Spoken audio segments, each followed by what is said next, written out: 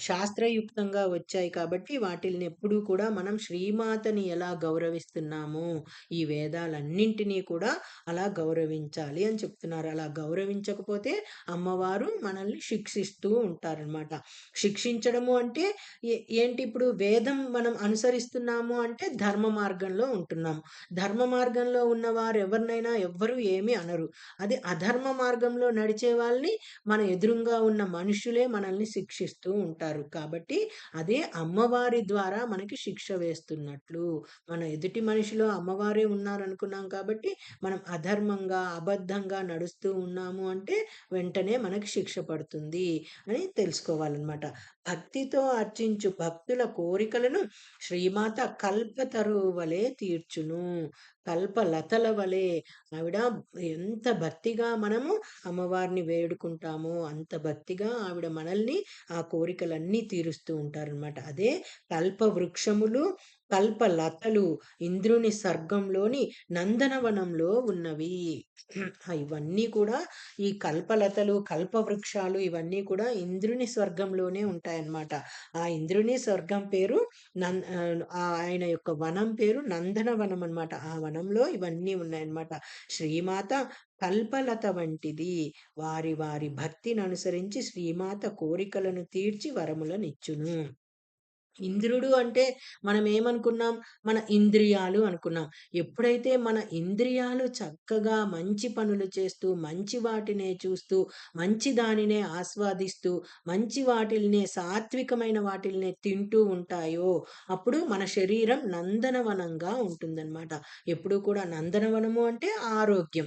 ఆరోగ్యంగా ఉంటుంది. ఎప్పుడైతే ఆరోగ్యంగా ఉంటుందో, అప్పుడు మనలో ఆనందం ఉంటుందన్నమాట. మనం ఎప్పుడు దిగాలుగా కూర్చున్నాము అంటే మన శరీరం సగం కూలబడిపోతుంది. ఆనందంగా కొంచెం చిరునవ్వు నవ్వినా సరే శరీరం ఎంతో శక్తిగా ముందుకి లేచి నిలబడుతూ ఉంటుందన్నమాట. కాబట్టి ఎప్పుడూ కూడా మనం ఆనందంగా ఉండటానికి ప్రయత్నించాలి.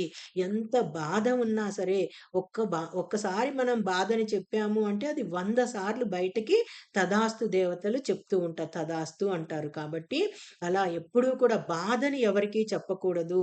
సంతోషాన్ని ఎప్పుడు 10 మందితో పంచుకోవాలి. బాధనెప్పుడు మౌనంగా ఆ పరమాత్మకి, ఆ పరమేశ్వరికే తెలపాలి అని ఈ శ్లోకాల ద్వారా తెలుస్తుందనమాట. మన బాధ ఏది ఉన్నా సరే అది ఎప్పుడూ కూడా ఆ దైవానికే చెప్పుకోవాలి.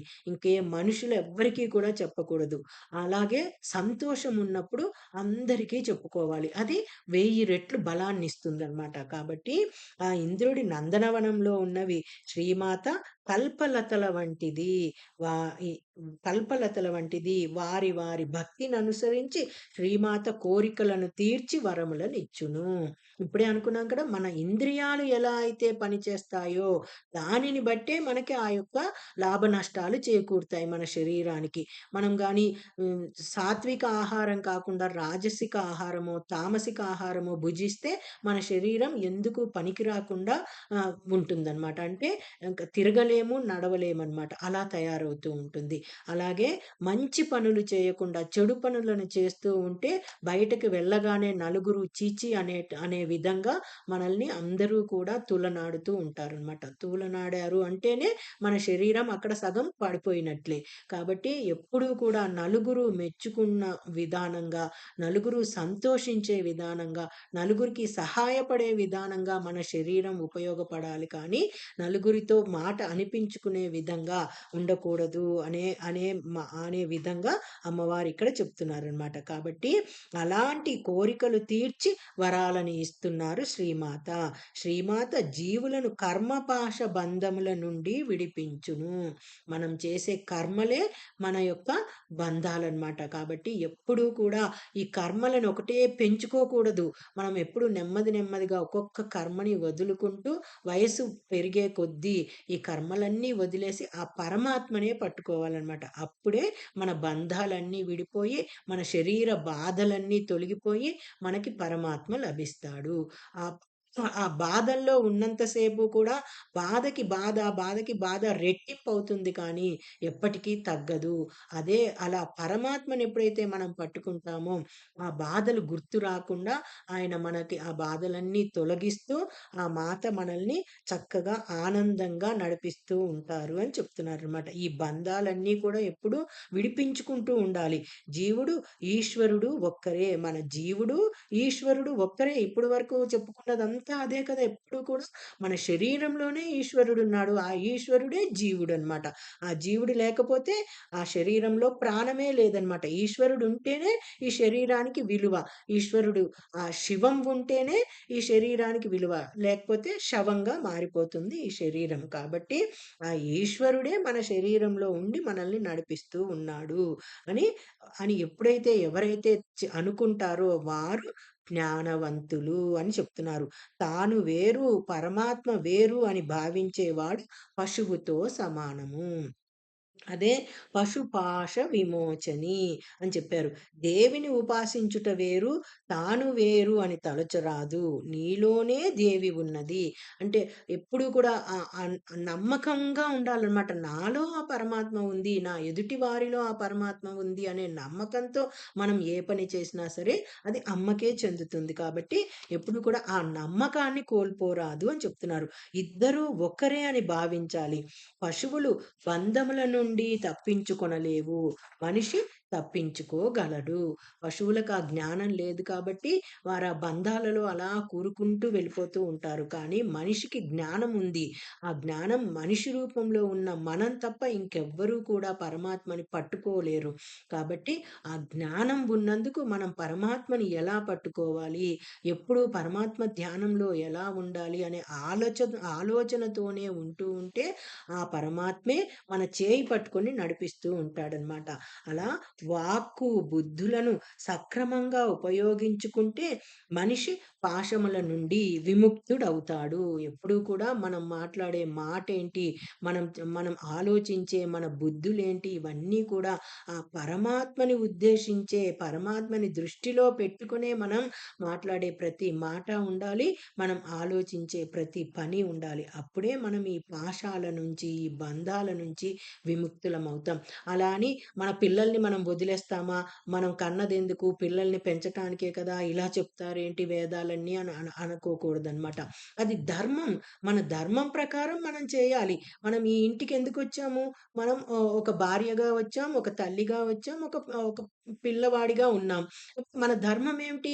భార్యగా చేయవలసిన ధర్మాన్ని చేస్తూ ఆ సమయాన్ని మనం కుదుర్చుకుంటూ అమ్మవారిని ధ్యానిస్తూ ఉండాలి. బిడ్డగా చేయవలసిన ధర్మాన్ని చేస్తూ ఆ సమయాన్ని కుదుర్చుకుంటూ మనం అమ్మవారిని ధ్యానిస్తూ ఉండాలి. అది మన ధర్మం. అంతేకాని ఇంక ఇదే జీవితం అనుకుంటూ ఈ బాహ్య ప్రపంచంలోనే తిరుగుతూ ఈ బంధాలన్నీ పెంచుకొని ఇవి లేనిపోనివన్నీ తల నిండా వేసుకొని బీపీలు, షుగర్‌లు తెచ్చుకొని ఆరోగ్యం చెడగొట్టుకోకుండా సమయం ఉన్నంత సేపు కూడా అమ్మవారి ధ్యానంలో కానీ మనం ఉంటే మన ఆరోగ్యం, మనకు శక్తిని మించి ఆరోగ్యం లభిస్తుంది అని పరమాత్మ చెప్తున్నారనమాట ఈ శ్లోకాల ద్వారా. కాబట్టి ఎప్పుడూ కూడా మన శరీరంలో శక్తిని పెంచుకుంటూ ఉండాలి. శక్తి ఎంత పెరుగుతూ ఉంటే అమ్మవారు అంతగా మనలో తిరుగుతూ ఉంటారు. అదే రాజమార్గంలో అమ్మవారు తిరుగుతున్నారు అంటేనే మనలో ఆ దైవ శక్తి ఉన్నట్లు అని చెప్తున్నారనమాట. సమస్త పాషండులను నశింపజేయునది శ్రీమాత. ఎప్పుడైతే అమ్మ మన శరీరంలో ఆ సుషుమ్నా నాడి ద్వారా మన శరీరంలో రాజమార్గంలో తిరుగుతూ ఉంటారో అప్పుడు మన శరీరంలో ఉన్న ఈ రాక్షసులు పాషండాలన్నీ కూడా బయటకి వెళ్ళిపోతాయి. వేద ధర్మములు పాటించని నాస్తికులను పాషండులు అని అంటారనమాట. అంటే అలాంటి వారిని అమ్మ నశింపచేస్తూ ఉంటారనమాట. ఎప్పుడూ కూడా వారికి సపోర్ట్ చేయదనమాట. ఈ మాత ఎప్పుడూ కూడా అధర్మంగా ఉన్న వారికి ఎప్పుడూ సపోర్ట్ చెయ్యదు. ధర్మంగా ఉంటూ ఎప్పుడు అమ్మని ధ్యానిస్తూ ఉన్నవారినే అమ్మ కూడా వారి చేయి పట్టుకొని నడిపిస్తూ ఉంటారు అని చెప్తున్నారు ఈ శ్లోకం ద్వారా. ప్రతి యుగమున శ్రీమాత అవతరించి ధర్మ సంస్థాపన చేసి వేదములను రక్షించుచున్నది. ప్రతి యుగంలో కూడా త్రేతాయుగం అయితేనేమి, ద్వాపర యుగం అయితేనేమి, కలియుగం అయితేనేమి, సత్యయుగం అయితేనేమి, అన్ని యుగాలలో కూడా అమ్మ ఉద్భవిస్తూ ఉన్నారు. ఈ ధర్మాన్ని కాపాడుతూ ఉన్నారు. ధర్మంతో పాటు వేదాలను కూడా రక్షిస్తూ ఉన్నారు. వేదాలు ఎప్పుడైతే ఉన్నాయో అప్పుడే ధర్మం ఉంటుంది. వేదం లేకపోతే ధర్మం లేదు. శాస్త్రబద్ధంగా నడుచుకోవలసిన పద్ధతిని అమ్మ మనకి చెప్తూ ఉన్నారనమాట. వేద వ్యతిరేకులను శిక్షించుచున్నది. వేద ధర్మములను శ్రీమాత ప్రవర్తింపచేయుచు వేద ధర్మాలను పాటించడమే సదాచారము అని చెప్తూ ఉన్నారనమాట శ్రీమాత. ఇక్కడి వరకు ఆపేద్దామా? 78వ నామం. భక్తిమత్కల్పలతికా పశుపాశ విమోచని సంహృతా శేషపాషండ సదాచార ప్రవర్తిక. బిగులు అన్ని చూసి చదువుతూ ఉంటే ఇంకా ఆ శక్తి మనకి పెరుగుతూ ఉంటది, కానీ ఆ శక్తి అనేది తరగదనమాట. కాబట్టి ఎప్పుడు ఏ శ్లోకం చదివినా సరే మనం భగవద్గీతలో ఎలా అయితే నేర్చుకున్నామో ఆఘాతుల దగ్గర, బిగి ఇచ్చే దగ్గర వాటన్నింటినీ కూడా మనం చక్కగా చదువుతూ ఉండాలన్నమాట. 79వ నామం. 79వది ఒకటి చెప్తాను, చెప్పాక తాపత్రయాగ్ని సంతప్త సమాహ్లాదన చంద్రికా తరుణీ తాపసారాధ్యా తరుణీ తాపసారాధ్యా తను మధ్యా తమోపహ. 5 నామాలు ఉన్నాయన్నమాట దీంట్లో. తాపత్రయాగ్ని సంతప్త సమాహ్లాదన చంద్రికాయై నమః. ఇది షోడశాక్షరి నామం. మొత్తం ఒకే నామం అన్నమాట. ఇవన్నీ కూడా మంత్రాలతో కూడిన నామాలు. ఇదొక్క మంత్రం మనం పట్టుకొని మనం కానీ జీవిస్తూ ఉంటే ఆ తాపత్రయాల నుంచి మనల్ని తొలగించి వేస్తుంది. అలాంటి బాధల నుంచి మనల్ని, ఆ బాధలలో నుంచి బయటకు తీసివేస్తుంది అమ్మవారు. తరుణ్యై నమః, తాపసారాధ్యాయై నమః, తనుమధ్యాయై నమః, తమోపహాయై నమః. అంటే జీవులను తాపత్రయాగ్నులు బాధించును. మనల్ని ఈ తాపత్రయాలన్నీ కూడా ఎప్పుడూ బాధిస్తూనే ఉంటాయి. తాపత్రయాగ్నులు, అగ్నులు అంటే ఆ యొక్క శరీరానికి మనలో ఉన్న అగ్నులు అన్నమాట. ఆధ్యాత్మిక తాపము, శరీరానికి సంబంధించిన వ్యాధులు, వృద్ధాప్యము, ఆది భౌతిక తాపము. మన శరీరానికి సంబంధించింది ఏంటి? వ్యాధులు, వృద్ధాప్యము, ఇవన్నీ మొదట భౌతిక తాపం అన్నమాట. పంచభూతాల వల్ల కలిగే తుఫానులు, భూకంపాలు, పిడుగులు వంటి బాధలు, విష జంతువుల వలన కలిగే బాధలు, ఆది దైవిక బాధలు, ఆ దైవం చేసే బాధలు అన్నమాట అవన్నీ కూడా. ఈ విష జంతువుల వల్ల కలిగేవి తుఫానులు, భూకంపాలు, అవన్నీ కూడా మనంతట మనం వాటిని ఎప్పుడూ కూడా సృష్టించుకోమన్నమాట. అవన్నీ దైవం చేసిన పనులు కాబట్టి అది దైవిక బాధలన్నమాట. అధర్మము పెరిగి దైవభీతి లేనందున కలిగే అతివృష్టి, అనావృష్టి, క్షామము వంటి బాధలు శ్రీమాతను ఉపాసించు వారిని 3 తాపత్రయాల నుండి రక్షించి వెన్నెల వంటి చల్లని ఆనందమును చేకూర్చి శాంతమును కలుగచేయును. శ్రీ లలిత నామ పారాయణ ఆమెను గూర్చిన జపాల వలన సంతోషించి అమృత కిరణాల వంటి జల్లులు కురిపించి రక్షిస్తుంది. అమ్మవారు మొదట ఆధ్యాత్మిక తాపం ఏంటంటే శరీరానికి సంబంధించిన వ్యాధులు, వృద్ధాప్యము. ఆది భౌతిక తాపం ఏంటి అంటే పంచభూతాల వల్ల కలిగే తుఫానులు, భూకంపాలు, పిడుగులు వంటివి. ఆది దైవిక తాపము అంటే అధర్మం పెరిగి దైవభీతి లేనందువల్ల కలిగే అతివృష్టి, అనావృష్టి, క్షామము వంటి బాధలు. ఇవన్నీ కూడా 3 రకాల బాధలు అమ్మవారు మనకి ఇస్తూ ఉంటారన్నమాట. అవి శ్రీమాత నిత్య యవ్వనవంతురాలు. ఆవిడ ఎప్పుడు కూడా కూడా నిత్య యవ్వనంగా ఉంటారు. ఎలా ఉంటారు? ఎందుకుంటారు అంటే, మనం కూడా అలాగే ఉండొచ్చు. ఎలా అంటే ఎప్పుడూ కూడా ఆ సుషుమ్నా నాడిలో ఉన్న అమ్మవారిని, ఆ ప్రాణశక్తిని ఎప్పుడు రాజమార్గంలో నడిపిస్తూ ఉంటే, మనకు కూడా ఎప్పటికీ కూడా వృద్ధాప్యము రాదు.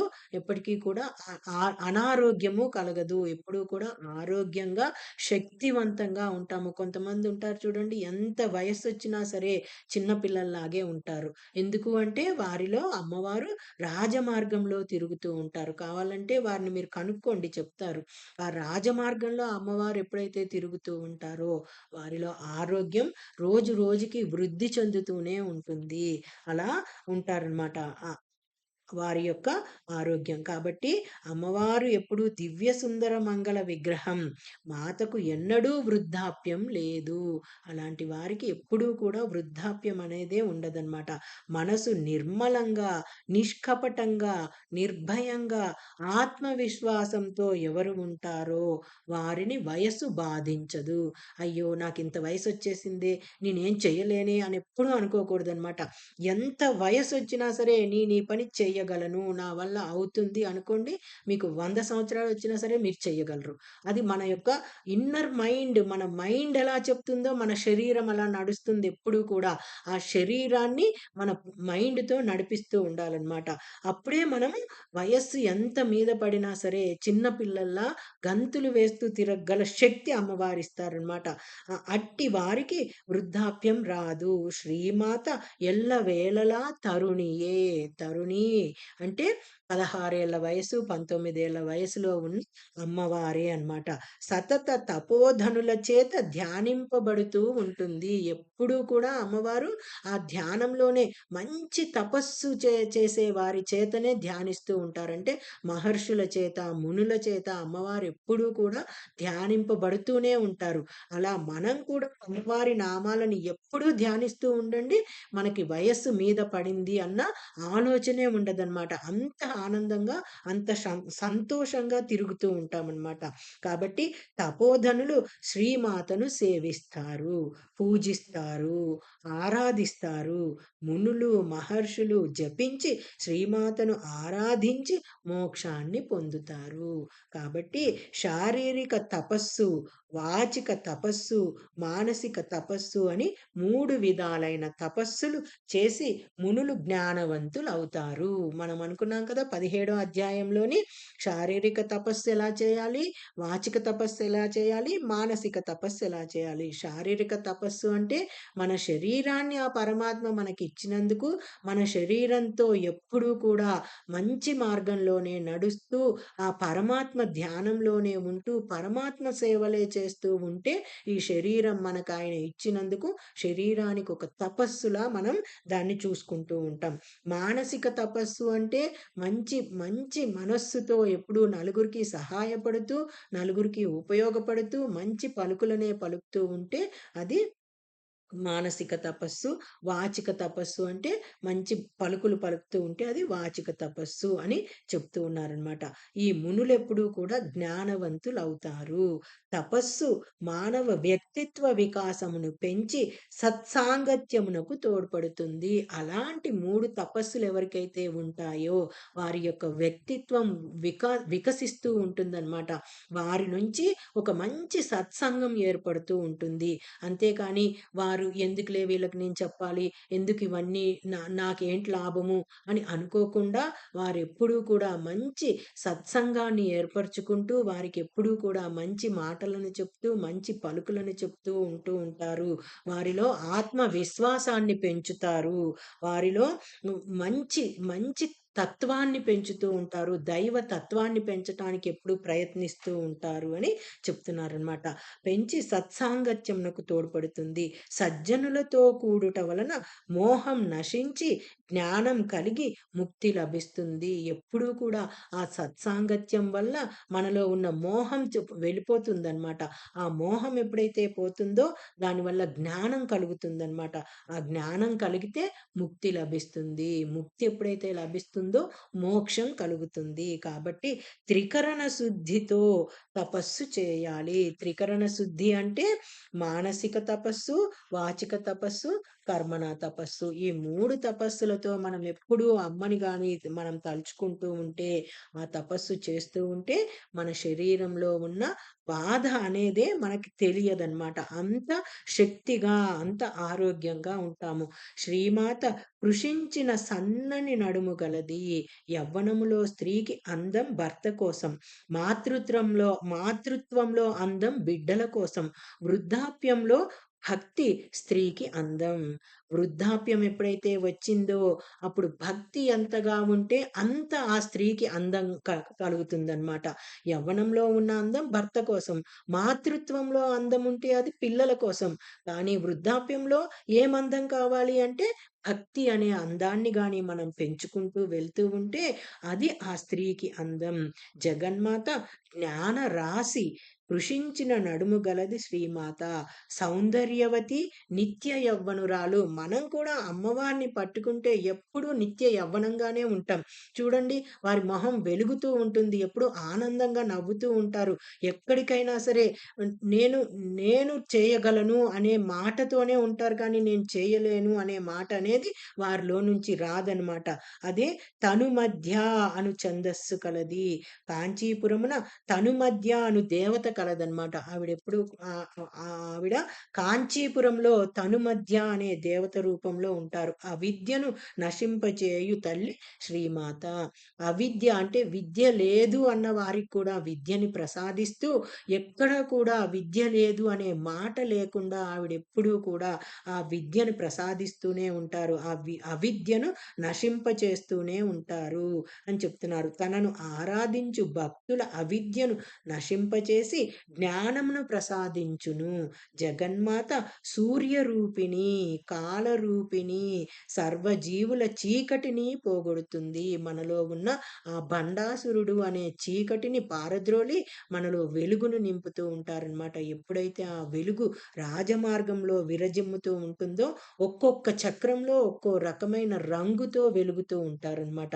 కాబట్టి మన శరీరం అంతా కూడా కాంతితో వెలిగిపోతూ ఉంటుందన్నమాట. అలాంటి కాంతి రూపమైన శ్రీమాత సర్వజీవుల చీకటిని పోగొడుతుంది.